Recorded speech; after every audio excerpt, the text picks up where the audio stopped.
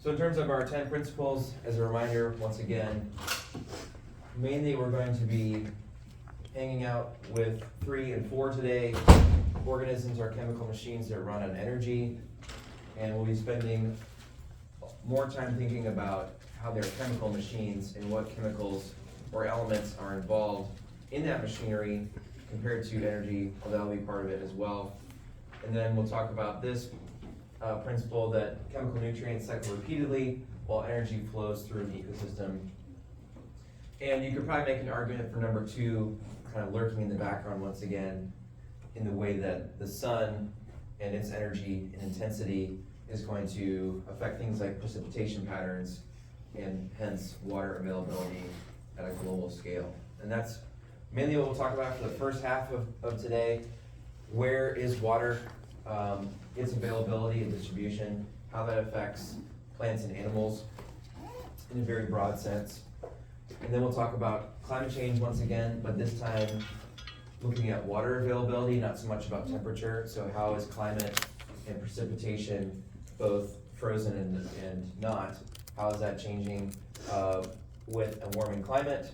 We'll look at Nebraska as an example of this.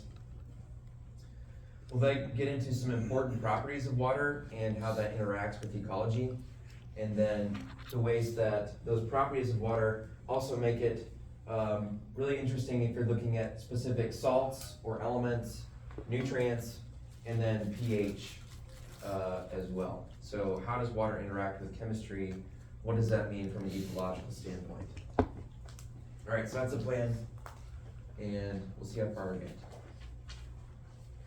Oh, we'll also be talking about nutrients and trace elements in more detail, specifically nitrogen and phosphorus and how they limit the growth of most plants and animals. And noting sometimes sodium, potassium, and calcium, 3 other important elements for life for various reasons. We'll talk about that. And then if you've had lab this week, this has kind of been spoiled for you, but we're going to talk about soil as well. If you're having lab this afternoon, then you'll get a quick introduction to soils and maybe make a little bit more sense to you moving forward. Okay. So let's take this first one. Where is water on the planet? How is its distribution on land affecting plants and animals? What are some ways that we look at this? And how it's changing. So in this map, what I'm showing you here are the ways that precipitation are predicted to change across the US, and we're comparing what happened in 2001 to 2012 with the average precipitation from 1901 to 1960. We are right here in this map in the 5 to 15% increase in precipitation category, and then in the Great Plains region itself, which is highlighted here. In this top graph, we're looking at very heavy precipitation events, which are something like 1 to 2 inches per hour or something like that. Those have increased by a factor of 16% in the Great Plains region.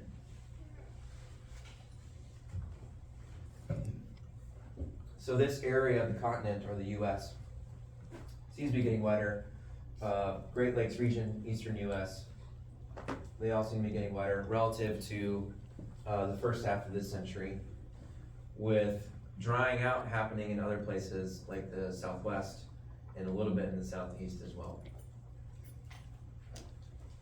So what does this mean from an ecological standpoint? Well, if we look at this map, once again, when we think about the rain shadow that we talked about last week, and how the Rocky Mountains and the mountain ranges in the western US are going to decrease the amount of precipitation in the Great Plains region, the amount of water that's available as you move from west to east tends to increase. So too does the primary production of plant life that's growing in this region as well. So the amount of biomass that can be produced in this region increases with rainfall from the western part of the Great Plains to the eastern part. So again, in a nutshell here, we're talking about how precipitation is controlling the amount that plants can produce biomass.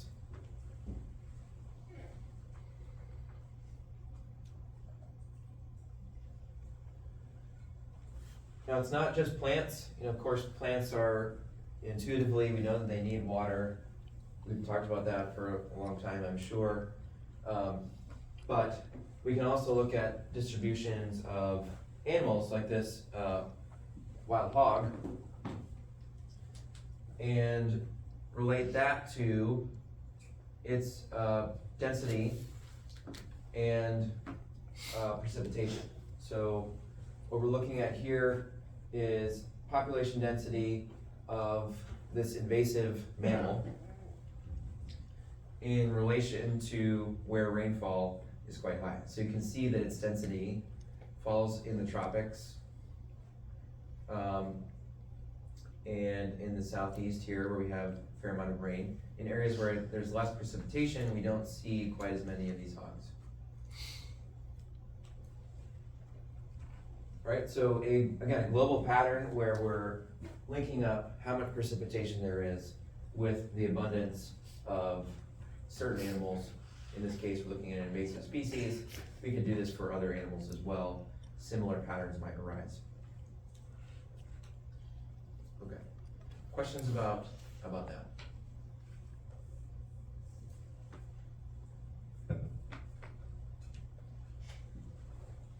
My main point in going through that is, once again, that it's not just about temperature, it's not just about the sun's energy. Water plays a big role in where we find plants and animals and how much they can grow. And we can see these patterns at a global scale. So what are the properties of water that make it so important for life as we know it? I want to highlight a few of these today. And water has super unique properties. I'm a little biased because I study freshwater. I think it's super cool for that reason. And so you can take that with a grain of salt, but it's really cool from a chemical standpoint as well as a physical standpoint. It has really unique properties. And it's kind of mind-boggling that, we have things like the fact that it's a polar molecule, right? So on one side of the molecule, it's more positively charged. That oxygen, super electronegative, so it's hogging all those electrons, pulling them away, making this side of the molecule more negative. And that's really important from a standpoint of being able to dissolve things that also have a charge, right? It's also got three phases, solid, liquid, and gas, and has a high specific heat, high latent heat of vaporization, and high latent heat of fusion. So this means that it's very much a temperature stabilizer.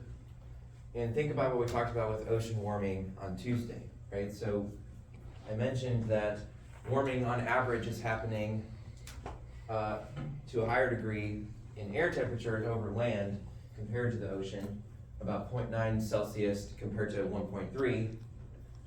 That's partially because of these properties that water has. It doesn't really change temperature as much. It takes more energy for it to change temperature, and it takes more energy for it to dissipate as well. This also means that we can go back to our interactions with land surfaces and think about temperature fluctuations and how they differ as you move from coastal areas to inland areas in large continents. I showed you this map before. I didn't talk too much about what these different lines mean, other than to say in the tropics, the temperature doesn't fluctuate quite as much. But we can also see patterns with smaller temperature fluctuations that are near oceans in the coasts compared to inland, right? So this yellow band here is showing that in Siberia, temperatures can fluctuate as much as 60 degrees Celsius. Right? In the Arctic, temperatures can fluctuate 45 degrees here in North America. You all probably know this because 2 weeks ago it was -20 and now it's 56, so that's a 60-degree fluctuation. Because we live far away from the ocean, that change in temperature is much more likely to be variable than if we're by the ocean because of the properties of water.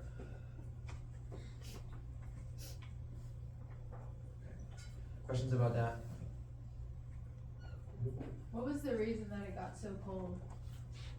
Cause it's like 50 degrees now, so how did we go from like -20 to like 50? Yeah,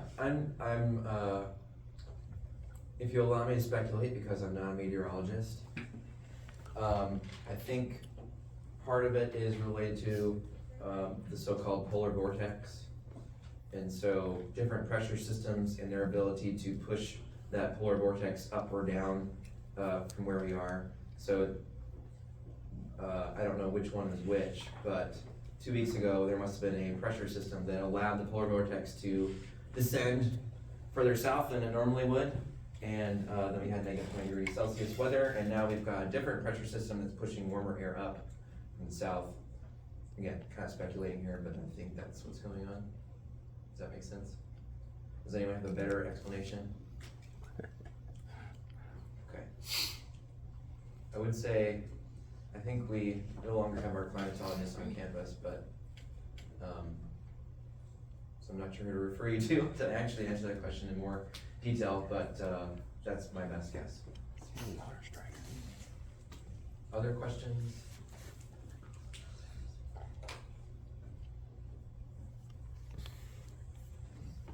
Okay. So another crazy cool aspect of water, its properties are hydrogen bonding, which gives water its cohesive and adhesive properties. So hydrogen bonding is also related to this difference in charge that we have on the two sides of this molecule, if you will, where the negatively charged oxygen side of the molecule will stick to the positively charged hydrogens. That stickiness, if you will, is what gives us things like surface tension that animals like this water skater can take advantage of, and also capillary action. So capillary action is where, you know, if you think about a straw or paper towel, that ability of water to travel upwards against gravity is because of that cohesion and adhesion that is from these hydrogen bonds. Without capillary action and surface tension, plants would not be able to gather up water from soil and move it to where they need to, 20, 30, 50 feet into the air, up to their leaves, right? So they use their vascular systems, which are basically tiny, tiny capillaries, and then they use that capillary action of water to pull water out of one place where it is against gravity up towards their leaves where they need that water for photosynthesis, and then out into the atmosphere as water vapor.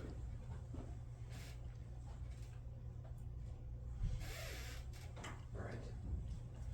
So here's our graph today. It came up early today. We also have differences in density in water that are important to look at relative to temperature. So if you take freshwater ecology with me, or if you have taken it with me, it's a fun class I teach in the fall. We talk about these properties of water in the context of lakes and seasonality. We'll talk about that a little bit here today. The reason density is so important is that differences in density of water driven by temperature are partially involved with things like ocean currents, so rising warm water versus sinking cold water because of differences in density. That's important. It's also important in terms of lake mixing. So if you're living in a lake and you're an organism there, water density has a lot to do with the ecology of lakes for that reason. But let's take a look at these graphs in a bit more detail. What we're seeing here is a couple of thresholds that I want to point out. One is that the maximum water density occurs at 3.98 degrees Celsius. So when water reaches 3.98, it is most dense and will sink below water that is warmer than it. What's happening as we decrease temperature to 0 degrees Celsius?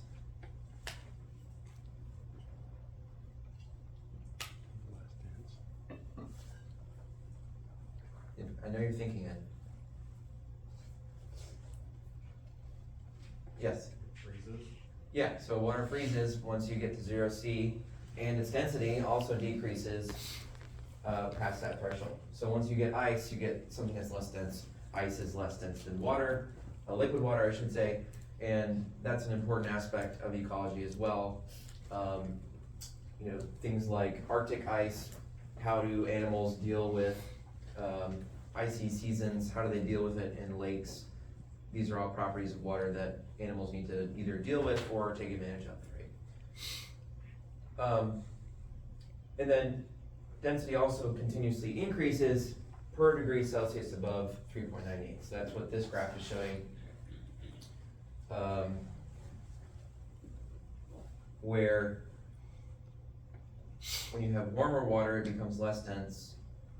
And so this water, this warmer water, would float on top of this colder water. So you get these layers of water that develop based on their temperature.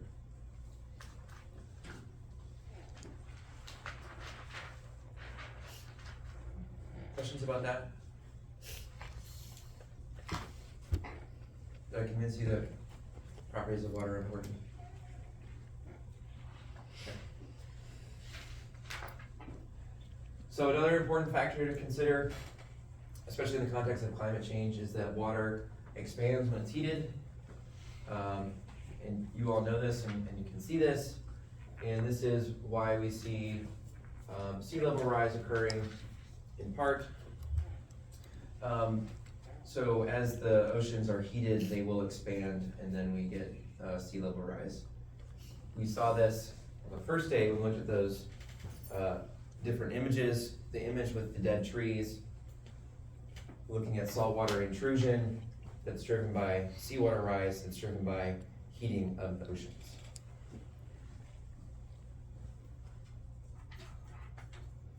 All right.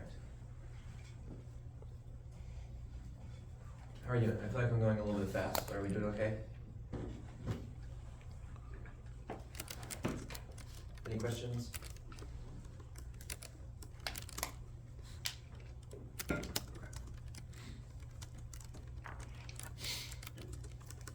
So many of these properties of water mean that it's a really good solvent, which means that it's not just water that's contained in an ocean or a lake or a river. That water that's flowing through a river or sitting in a lake or in the ocean is going to contain a lot of stuff. That's technical term stuff. Salts, nutrients, and other aspects of its chemistry that can affect ecology in some really interesting ways. We'll also talk about how pH can affect organism distributions, especially shell-building organisms, and how acid rain and our human activities are having a potential outsized, or did have an outsized role on pH in rainfall and what that means.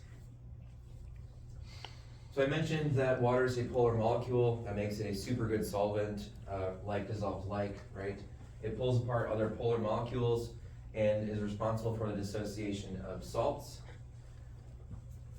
So it's not just salts and nutrients and other charged ions that are going to end up as solutes in water.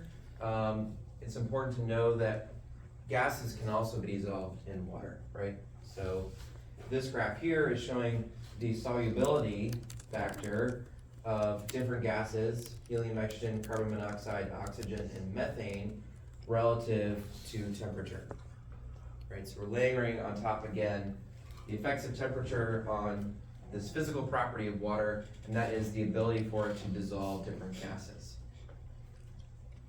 Again, this is important for life that lives within water, because if you're an oxygen-breathing organism and that water is getting warmer, there's going to be less oxygen dissolved within it. Right? Hopefully you all knew that, and it's hopefully somewhat intuitive. I like to think about it, you know, if you leave your soda out of the refrigerator, it goes flat faster than if you leave it in the refrigerator, right? So it's losing gas, less of it is dissolved in your soda when it gets warm compared to when it's cold. So the solubility of these key gases, especially ones like oxygen, are important to consider for ecology, and they decrease with temperature.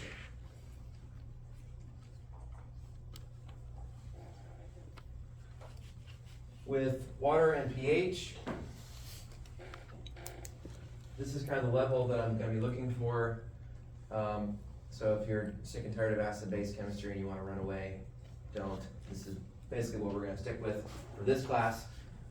Just know that pH is what measures the amount of hydrogen ions in a substance. Pure water is gonna have equivalent hydrogen and hydroxide ions in it. If it's acidic, then there's more hydrogen ions. If it's basic, there's more hydroxide ions. This is our little scale that shows you some different household and other items that you might be familiar with and their pH. So this is the normal range of precipitation. We'll talk about that in a second. Normal range is stream water. A lot of the streams around here are closer to basic, which is interesting to think about. Here is what we're looking at with acid rate. So let's talk about how pH is important for many different organisms in terms of where we expect to find them. So this is an interesting study that looked at an invasive snail called the apple snail, which is shown here. And this is an invasive snail that has invaded Florida. And part of why it's been able to invade Florida is that it has pHs that are suitable for this mollusk to grow and survive. But in this study, what they did was they looked at the predicted pHs for several bodies of water that are within the kind of leading edge of this invasion, if you will, and looked at whether or not these new habitats would be suitable based on their pH. So if they're below some pH threshold, probably between 4 and 5 or so, then the expectation is that these apple snails can't invade there because the pH is low enough that it would preclude them from invading. Right, so they simply can't grow there because they can't grow their shells. They would pretty much dissolve or grow slowly or something of that nature. So knowing the pH of these different bodies of water, these researchers were able to develop a predictive ability to understand where are these animals living, why do they live there, and then where do we predict they're going to live in the future. Well, lucky for us, if you don't like apple snails, they're not going to extend much into the southeast, unlike some other mollusks that are out there. And so this was an interesting study in my mind, looking at the effects of pH in water and this animal.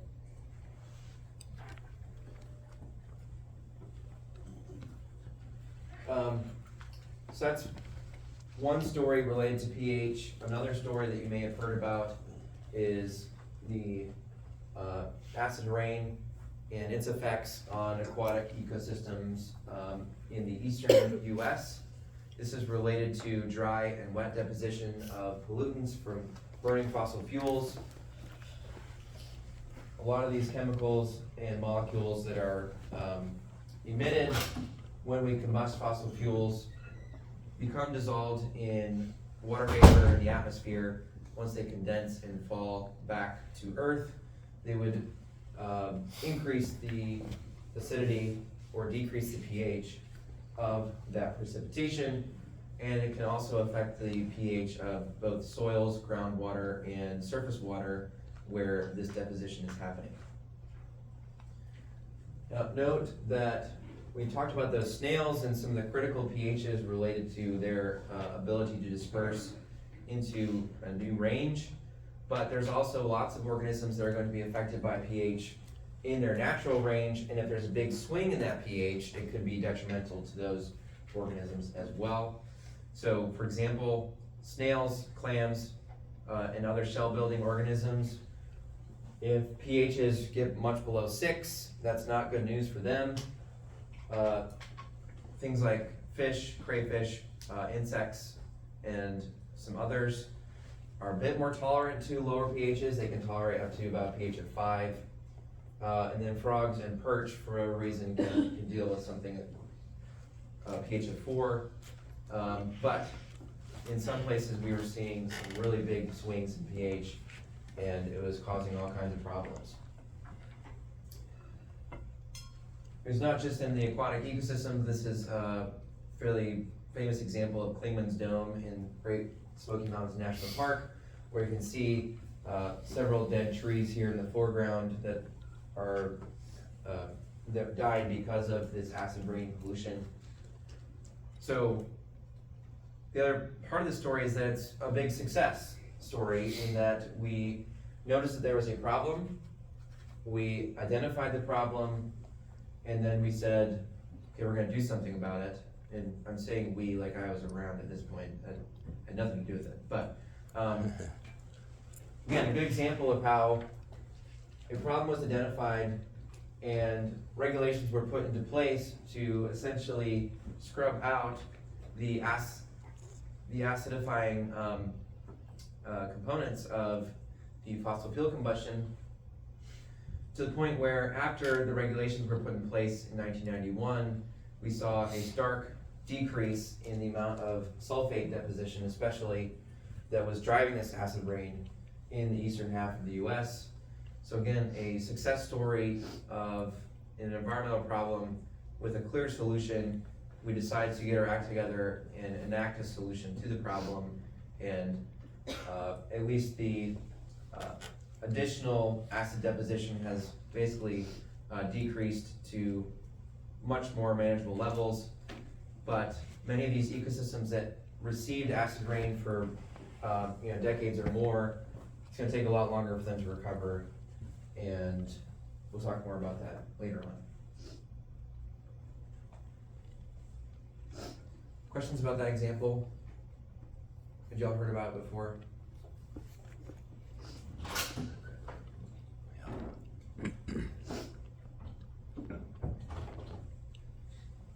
So it's not just atmospheric acid rain deposition that we might be concerned about as ecologists. Another way that pHs can change quite a bit, especially in the acidic direction, is through disturbances that happen on land, such as mining.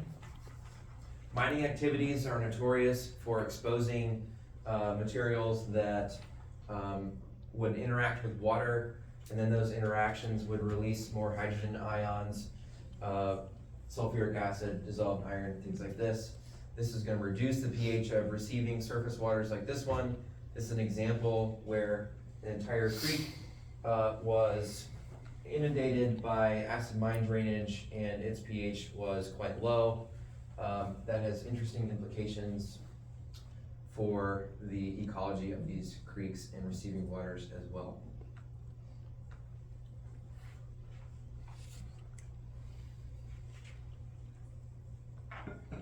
Okay, so it's two examples where humans are having an outsized impact on the physical and chemical aspects of receiving ecosystems.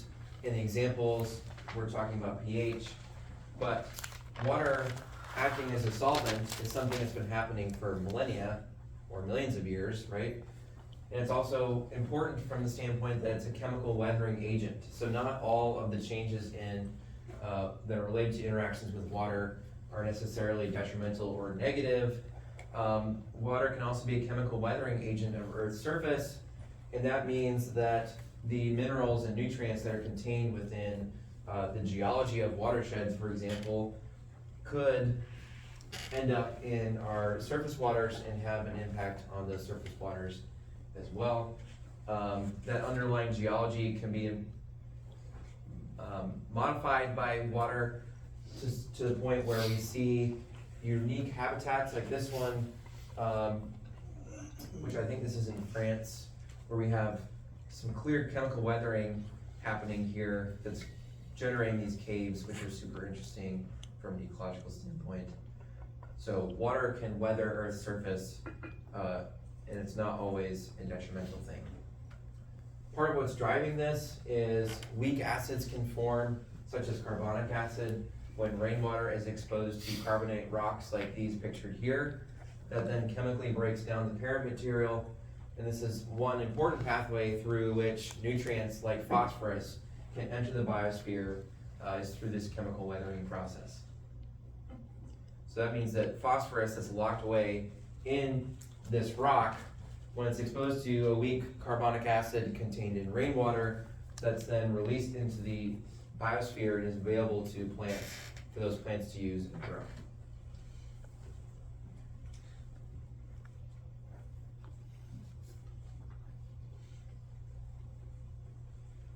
All right.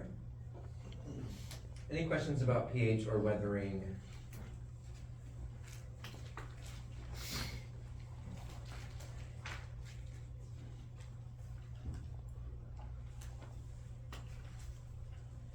Okay. All right. So I mentioned that water isn't just pure water, especially if you're talking about the ocean. And as you probably are aware, most of the water on the planet is salty, right? And I always like showing this diagram because I think it does a pretty good job of illustrating just how much of our water as a percentage is salt water. So 97.5% of all the water on the planet is salty. That leaves about 2.5% that's fresh water. Of that fresh water, about 2/3 of it is locked away in glaciers and permanent snow cover. Another third is located in groundwater, and that leaves about 0.3% in lakes and rivers. So surface water that we can see on the surface of the planet. So it's not a whole lot. Of course, there's lots of organisms that live in the ocean, live in salty water, and that has some interesting physiological implications, but again, a little bit biased, but for me, just the fact that there's only 0.3% of Earth's water located in lakes and rivers means that it's really important to understand what's going on in those kinds of ecosystems. But let's talk about the differences that we see in osmoregulation, for example, and osmotic balance for organisms that live in salty water versus organisms that live in fresh water. Okay, so saltwater fishes like this tuna here are what's called hypoosmotic. And what's fascinating to me is that fishes like tuna can drink seawater, so they're drinking it like fish, as they do. Water then leaves the gills via osmosis, and they actively excrete that salt back out. So they're excreting sodium and they're excreting chloride. So they have very salty urine, more or less. So they're drinking seawater and they're peeing out salt. Does that make sense? Kind of crazy. Especially when you think about freshwater fish, which does not drink. Weird to think about. A fish living in water, not drinking. Water enters the gills via osmosis, and it's actually going to uptake salt and chloride that's dissolved in that fresh water, because it needs those things for its chemical machinery to do their machinery type things. And that means that they're holding on to all these salts very tightly, and their urine contains very little amounts of salts. All right? So this is a great example of two ways that life is interacting with the chemistry and physical environment in which they're surrounded. Right? So we have a fish, in this case, dealing with salty water by actively excreting all of that salt and chloride as much as possible and drinking water. And then the opposite end of the spectrum, in fresh water, we have an organism that does not drink. When it takes in water, the reason it's taking it up is so it can get out these two elements, which are really important for things like neurons and their functioning. Yeah, question? Can the fish that in fresh water survive in a salty water? No, great question. So the question was, can a freshwater fish survive in salt water? And the answer is no, because of these reasons, right? So if you threw this trout into salty water, then it would have water entering the gills via osmosis, and it would be holding on to the salts to the point where it had basically have become poisoned by those two elements. Now, there are exceptions to this because there are certainly fishes that will migrate from freshwater to saltwater and back, so they can kind of flip-flop their osmoregulation. But if you have a fish that is adapted to living in fresh water and you throw it in water that is too salty, that's not good. Similar for insects, other aquatic organisms, if they're adapted to live in fresh water and their water gets too salty, not good. If you have a saltwater fish and you plop it into a freshwater lake, also not good. Yeah, does that answer your question? Other questions?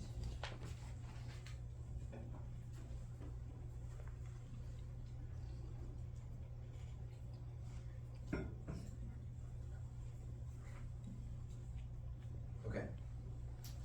We're going to talk more about salt, and we're moving away from talking about salt in aquatic environments and thinking about salt in terrestrial environments like this one.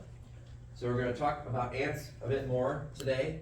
Remember we talked about ants on Tuesday in relation to Bergman's rule and how colony size was different as you move from tropics to temperate zones and how it got larger, perhaps because of an energy reserves hypothesis.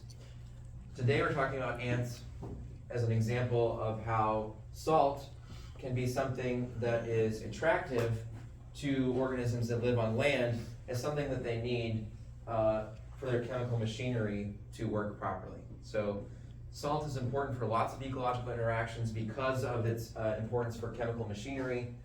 Again, things like osmotic balance inside of cells, different, someone help me out with cell biology here. So, you know, I'm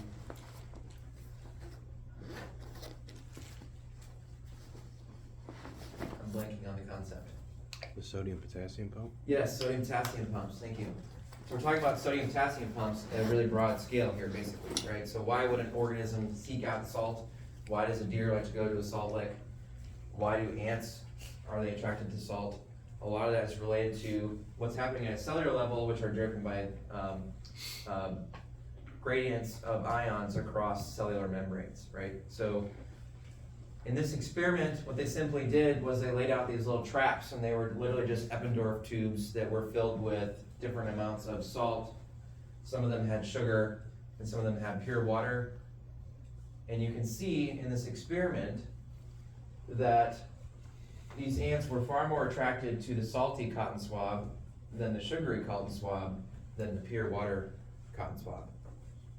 This is fascinating because there are differences in attraction to, in this case, sugar is essentially energy versus salt, depending on the proximity of these ants in their colonies to the ocean.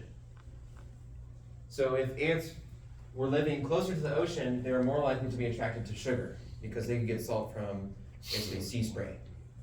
If they were farther inland, they were more likely to be attracted to the salt because there's less salt available in the environment.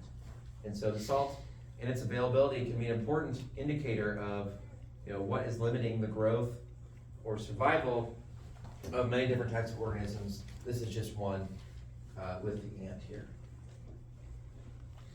So that brings us to the next component that we're going to talk about, which is the importance of nutrient elements, especially nitrogen and phosphorus. We know that these two elements are super important for the growth of plants and animals, sometimes potassium and calcium as well, especially if you want to build a shell or bones, you need a lot of calcium. And then we'll talk about soil development here in a second. But first, nutrients and trace elements. So, as you might be aware, if we're looking at the periodic table, the important elements for life on Earth are, of course, carbon, oxygen, and hydrogen, but also the nutrient elements I would consider to be nitrogen and phosphorus first and foremost. And then there's a few ions over here like sodium, magnesium, potassium, and calcium, which are important for, you know, like I said, building bones or shells, for example, as well as for that osmotic balance. Part of, again, what we're seeing here is really broad scale effects of cellular machinery and their elemental composition and how that affects the limitation of growth or survival because of the high content of nitrogen and phosphorus within these different macromolecules. So hopefully these macromolecules are something you've seen before. Here's phospholipids. There's not a whole lot of nitrogen in them, but there's a fair amount of phosphorus, as you might expect. Here's chitin. That's an important protein-rich and then thus nitrogen-rich macromolecule that's used by insects to build their exoskeletons, for example. It's also in hair and fingernails and things of that nature. Here's just a ambiguous protein full of nitrogen. Nucleic acids, more almost equal in terms of nitrogen and phosphorus content. Here's ATP, really important for energy, glycolysis, things like that. Nucleic acids that we're going to talk more about here right now, because with nucleic acids, as you might expect, their role in cellular replication and growth is especially important in relation to phosphorus. Nucleic acids like RNA are chock full of phosphorus. The hypothesis here is that part of what's driving growth limitation of plants and animals by phosphorus is because of their importance in these nucleic acids.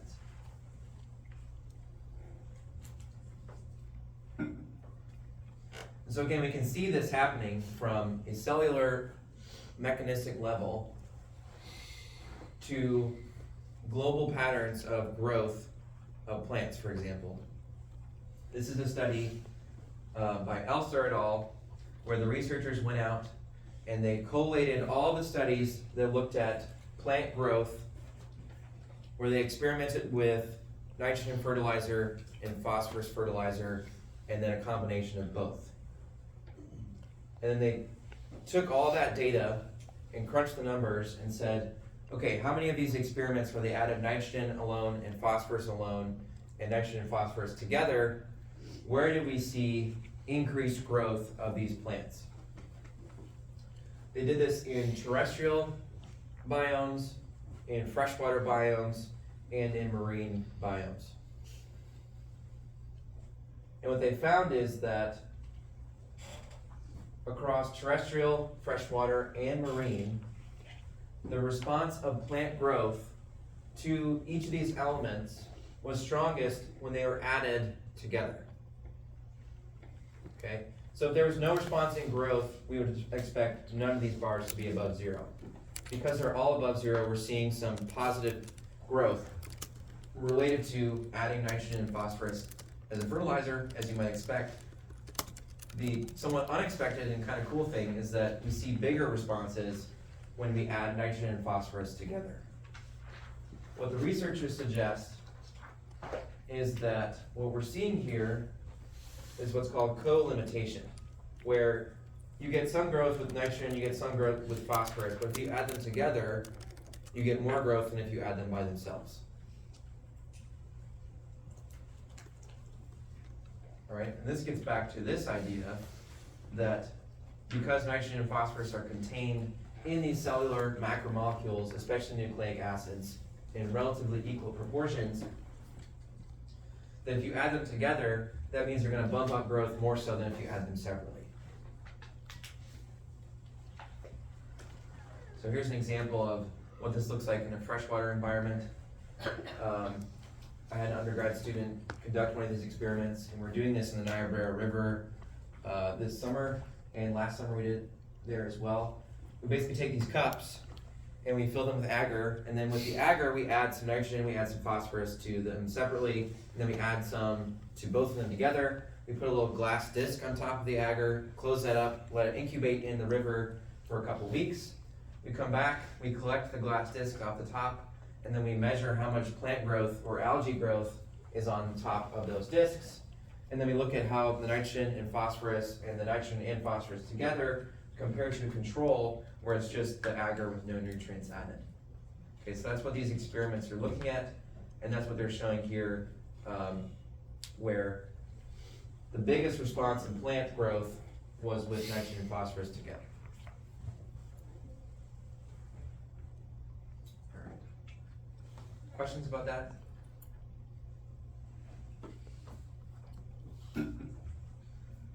Make sure you remember this study, I think it's important.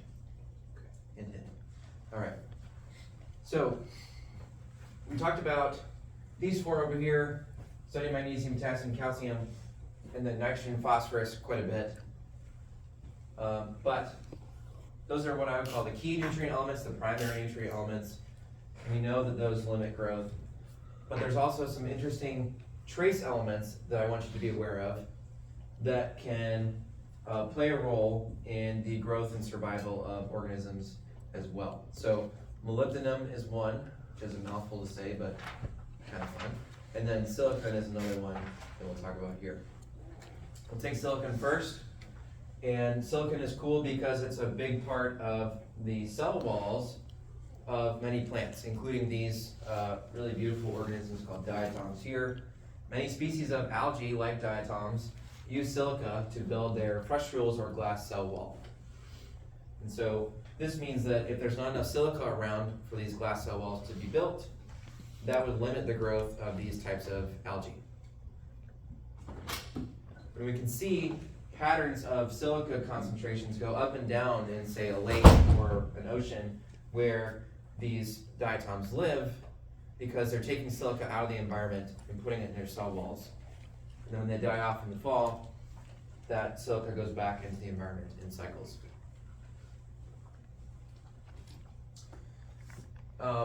Other plants, land plants, use silica as well. Many grasses, for example, and if you see cattails, their tissues also have lots of silica in them. That's what allows them to stand upright and not get blown over in the wind. So that silica is really important for plants. Another trace element that I think is really cool and important from an ecological standpoint is molybdenum. And the reason that it's important from an ecological standpoint is that molybdenum is a cofactor in the enzyme that bacteria use to fix nitrogen. So nitrogenase, pictured here in all of its glory, is a nitrogen fixing enzyme that allows bacteria that live in root nodules like this one here to break the triple bond of nitrogen gas and turn it into nitrogen that a plant can actually use. So this is a really cool example of a mutualistic interaction between a bacteria and a plant that involves a trace element called molybdenum. Without this mutualistic interaction that is kind of at its core driven by a trace element, the amount of nitrogen that would be available to the plant as well as the surrounding soils would be much lower, right? I'm really not doing this justice, okay? So like, what I'm talking about here is the process by which a bacteria can take nitrogen out of thin air, pull it into this root nodule, and then this plant can use that nitrogen. In exchange, the bacteria gets a place to live, and it also gets some carbon or energy and sugars from this photosynthesizing plant. So it's a really nice trade, and we can also benefit from it as well. And we see this with things like crop rotations, right? So when we plant a bunch of corn, that corn sucks nitrogen out of the soil. The next year we might plant soybeans instead. We plant soybeans because they harbor these rhizobium, which are nitrogen fixers, so that can replenish a lot of that nitrogen that was lost potentially. It's a really great way to involve the nitrogen cycle in our agricultural practices. But ultimately, nitrogenase enzyme is at the core here, and so molybdenum is a really important trace element to know about. Okay. Is that cool? I feel like you're like, oh, whatever. I think it's super cool. I can't get over it sometimes. And hopefully you maybe think it's slightly cool.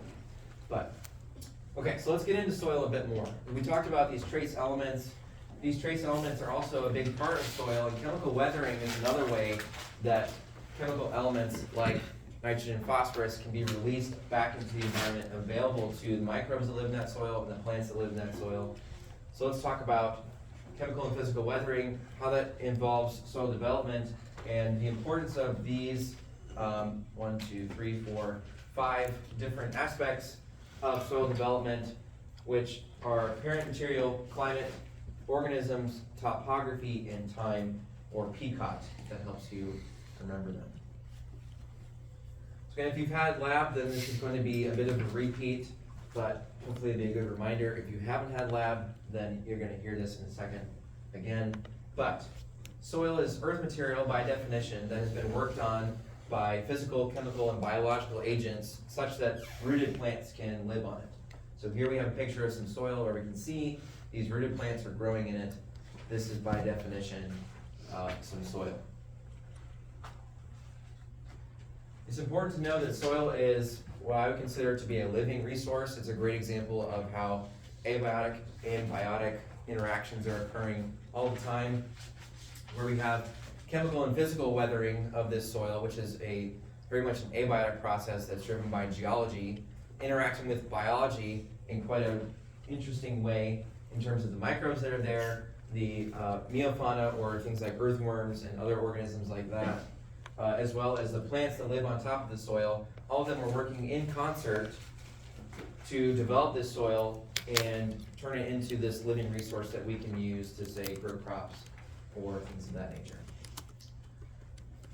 So the formation of soil, if soil by definition is where plants are living, the rooted plants, the process by which it's formed is going to involve what parent material was there, how is it acted on by climate and organisms, and then how is that affected in interacting by or with topography and time. So PCOT is the mnemonic device, PCOTT.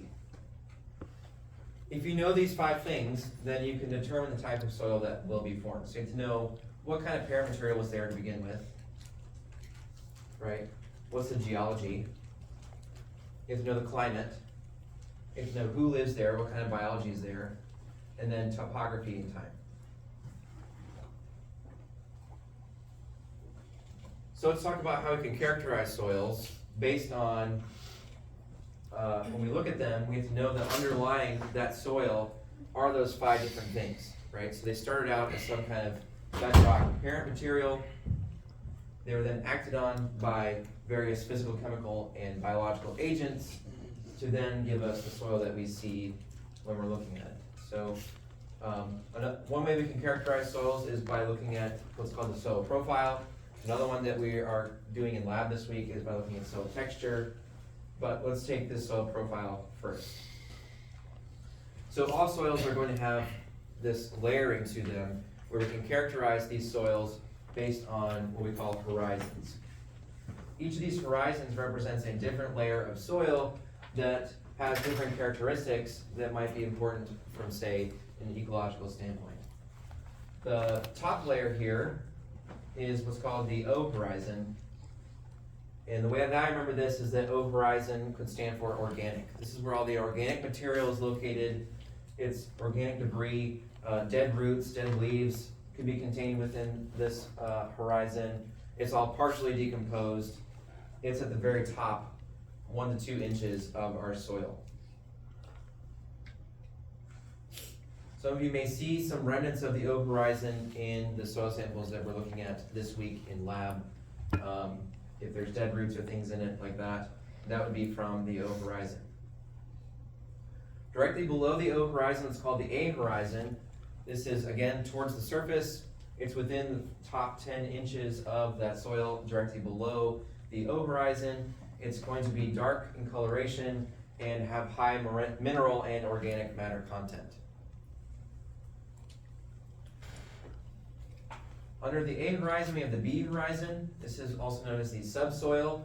It's often iron-rich, aluminum-rich, as well as clay and other organic material that is being washed down from the A horizon. So another way to think about this is as a column that is continuously being acted on by things like water. As water percolates through that material, it's going to move decomposed material further and further down into that soil profile. Okay, so what's happening in layer B is going to be impacted by what's happening in layer A, and then so on. Layer O is also going to be impacting layer A. Our final horizon is known as the sea horizon. This is also called the substratum. This is where we have weathered parent material from bedrock. So we have a little bit of interaction with what's below the sea horizon. Anything below this would be considered bedrock or parent material. Okay, questions about this? Pretty straightforward. It's okay if it's not.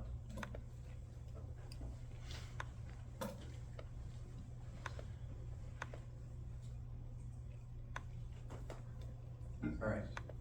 So within these different horizons, within this soil profile, we can also see differences in the particle structure that are related to its development. So again, this is going to be a repeat from lab, but a soil by definition is going to have different particle sizes. The makeup of that soil relative to these 3 or 4 different particle sizes is what determines soil texture. Soil texture is really important from the context of interactions with that water, how much water is going to be held onto it, how much is going to percolate through it. That's important from a plant standpoint as well as other organisms that live within soil. So soil texture may not sound like it's that important, but it really is from an ecological standpoint here moving forward. So the 3 different particle sizes that we talked about in lab were sand, silt, and clay. Again, the percentage makeup of the soil of those 3 different particle sizes is what determines soil texture. And if we can figure out how much clay, how much silt, and how much sand is within our soils, we can define whether it's a clay loam or a loam, or fully silt, or sand, so on and so forth. We can look at different extremes here and make some hypotheses about how water is going to interact with them.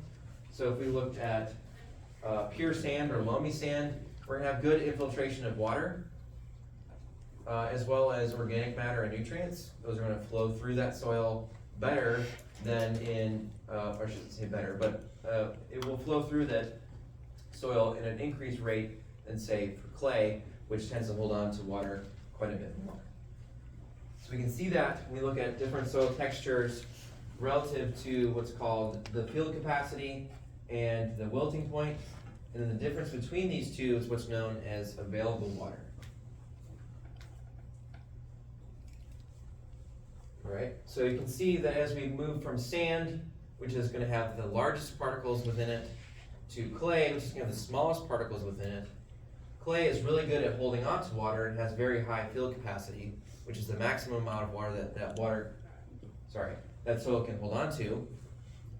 And it also has a high wilting point because it holds on to water so tightly that even though it might have 10-20% water within it, that water is not available because it's being held on to by those clay particles. Oops. Another way to look at this is with this diagram. This is an illustration of how water might be held onto by different soil particles, where the water can be absorbed to soil particles, meaning that that's what these blue lines around the particles are showing. That's called adsorbed water. Anything in the middle would be known as capillary water, also available water, and you have some air in here as well. So in this mixture of solid particles, air, and water, there's going to be water surrounding as a film each of these different particles. That water is not available water, okay? This water that's in between the particles and not adsorbed to them, that would be capillary water. It would be available to plant roots that might be able to wiggle their way into those cracks between particles. All right? So as you can imagine, if you have smaller particles with less air in between them and more adsorbed water, they're holding onto that water more tightly. Plants can't get to it. That's a really important aspect of this soil texture. Going back to the properties of water, the reason that water is going to stick to clay, something with high surface area to volume ratio, more so than a larger particle, is related to its adhesion and cohesion capabilities, right? So it's stickiness, if you will. So going back to those properties of water, that's driving this pattern that we're seeing as well. All right, running a little bit low on time, So we'll see what I get through. So let's talk about the effects of organisms on soil formation. Yeah, I've been sort of alluding to this point throughout, but the organisms that live on top of a parent material like this are going to be acting on it in lots of different ways. One is through physical degradation. So I think this picture illustrates nicely the idea that plant roots could lodge themselves within basically a boulder, and then as that plant grows, it's going to slowly wedge that boulder apart. That act of physical degradation can be sped up by this interaction with plant roots, for example, and cracks within large particles. You can also have organic input. A lot of that organic input could increase things like carbonic acid content of the water surrounding it. You can also have chemical decomposition happening as well. Some plants might release a chemical into the environment that helps break down and speed up that chemical weathering as well. We didn't really talk much about soil organic matter in lab this week, or at least I didn't, but it's an important aspect of soil as well. It can act like a sponge, and it's also a food resource for all kinds of critters like amoeba and soil mites, flagellates, and nematodes, things you can't necessarily see with the naked eye. These are all, again, living within soil, hence why I consider soil to be a living resource.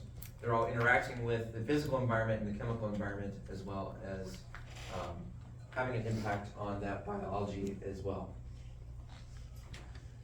Okay, and then another one is with animals. You know, animals are always acting on soil as well.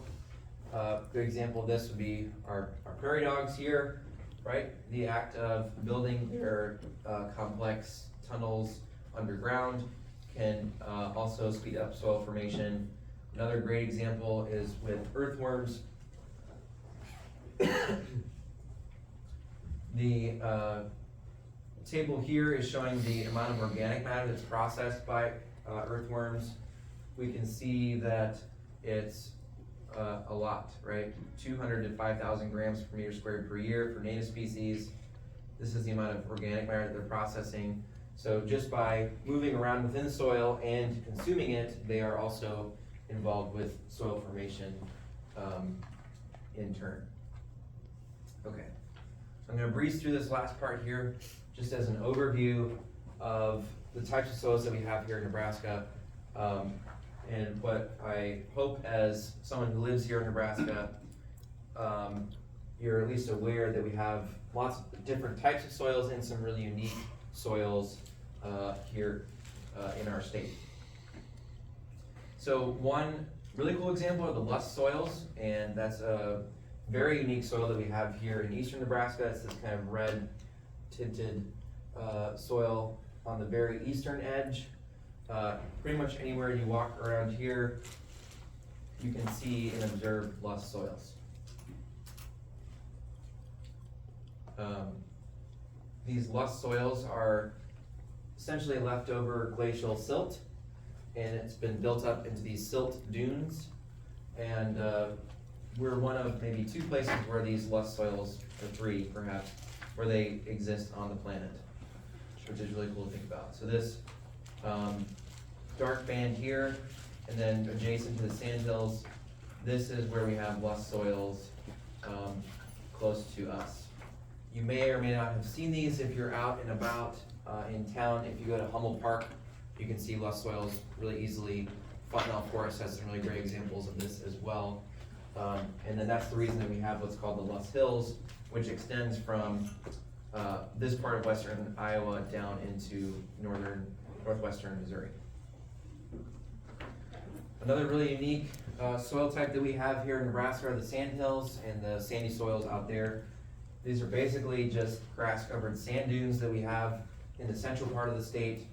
It's not very productive for farming, lots of livestock out there, but part of why it's not so productive is that it's mostly sand, and that sand is not so great at holding on to things like nutrients and organic matter because of its interactions with water, right? So water flushes right through that because it's so sandy, and it doesn't hold on to water so easily, And so you don't get the kind of organic matter buildup that you do in some of these other soils that we have in the state. If you've never been to Sandhills, I highly recommend going out there. It's like you visiting a different planet. It's really amazing, really cool place. And I'm really glad to have the opportunity to work out there on the Niagara River. Another aspect of the Sandhills, this is getting a bit to be, you know, I think that the Keystone XL pipeline has effectively died, but you know, who knows what's gonna happen in the future. But if we're thinking about building a pipeline, for example, that's carrying oil, and the proposed route went pretty darn close to the Sandhills, and we're talking about infiltration and interaction with sand and water, maybe not such a good idea. Okay, so here's what these sandhills look like. You can see there's not a whole lot of organic matter development here, not a whole huge amount of organic matter in the A horizon that you can see from this dune. And yeah, so that's all I'm gonna say about that. Are there any questions about Nebraska soils? All right, I'm gonna skip my recap for today, and we'll go off the weekend.